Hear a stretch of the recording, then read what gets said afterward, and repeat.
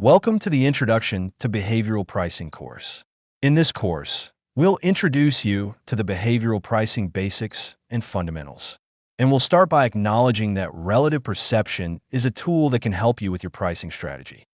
Ever wonder why some prices just feel right?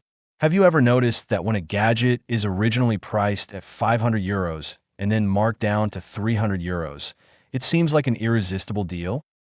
The truth is, pricing isn't just about numbers. It's about understanding how people think and make decisions. What influences your decision? Is it simply the price? Or is it the way the price is framed, the scarcity of an offer, or even how others perceive the product? Why do we sometimes make quick, impulsive purchases and other times take a step back and carefully weigh every option?